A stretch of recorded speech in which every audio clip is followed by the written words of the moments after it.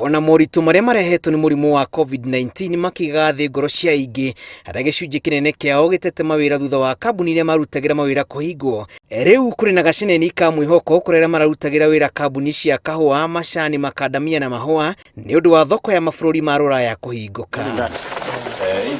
Ruhonge rwa aruti wira kambuni-inĩ ici mwena wa Thika rugite ni rwihariirie gucokia wira aruti wira 3,510 aria mahundukite na kunyitanira na ithabu ria aruti wira angi 17,550 aria macokereirie kwimathira kuma riria thabari cia ndege cia mirigo bũrũri-inĩ ciacokereirie ni undu wa mabũrũri matiganite kwambĩrĩria kuregeria mawatho maria magathĩkĩte ma COVID-19.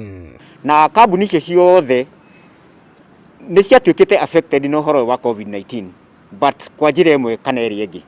Gwĩ kambuni cia athirikĩte ta kambuni cia mahũa nĩ tondũ mahũa marĩa maingĩ mahanda gũkũ Kenya nĩ ma export na rĩrĩa ndege ciahingĩirwo gũthiĩ export nĩ ciakorirwo cinyihĩte. So nĩ tũkoretwo na ithuĩ bado tũigua atĩ nĩ mathiĩte yani paid tũtiũĩ nĩ me sector-inĩ ya mahũa, so tũtiona rũciũ rwao rũgũkorwo na rũciũ rwitũ rũgũkorwo rũhana atĩa. So no tũhope na maũndũ makorwo me mega kila mahali. Thoko ya kahua, makadamia, macani na mahua mabũrũri-inĩ ma Rũraya nĩ ĩrĩkanĩte kũhingũka na ũũ nĩ kuga gũcokereria wĩra kwa aruti wĩra arĩa marũgamĩtio. Rũhonge rwa gũtetera mateta ma aruti wĩra sector-inĩ itiganĩte cia ũrĩmi mwena wa Thika rũkiuga nĩ rwĩharĩirie na mĩtaratara ya kũgitĩra o mũndũ kumana na mũrimũ wa COVID-19. We are happy as employees because our jobs, 6,000 employees are now safeguarded because our job were at risk.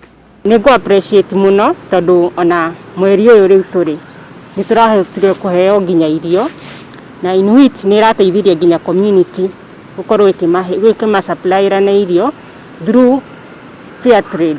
Kĩama gĩa gũtetera aruti wĩra bũrũri-inĩ KOTU nĩ kĩgathĩrĩirio kumana na kũnyita itemi harĩ kwarahũra mwĩhoko wa aruti wĩra rĩrĩ gĩcunjĩ kĩnene kĩa mũingĩ wa bũrũri ũremetwo nĩ gwĩtiria mũtũrĩre kumana na wagi wa mawĩra. Mathĩna maingĩ marakora athũkũmi thĩinĩ wa bũrũri wa Kenya. Nĩ tũiguĩte brother Francis Atwoli akĩingĩrĩra. I think 2 weeks ago nĩ araingĩrĩire ũhoro wa Kenya Airways makĩenda gũtwara andũ on redundance na araiga gũtiagĩrĩire andũ magĩrĩirwo gũikara metha-inĩ maranĩrie methe kĩhonia kĩa mathĩna marĩa makambuni marahetũkĩra kana ona makambuni marahetũkĩra na ũrĩa mangĩhota kũ-mitigate those issues. Ciumia nini hĩtũku aruti wĩra kambuni-inĩ ya mahũa Naivasha nĩ merĩgĩte kũrũrũngana thutha wa aruti wĩra matanyihĩire 5,000 gũte mawĩra mao kuma mweri wa gatatũ rĩrĩa bũrũri wagomeirwo nĩ mũrimũ wa COVID-19.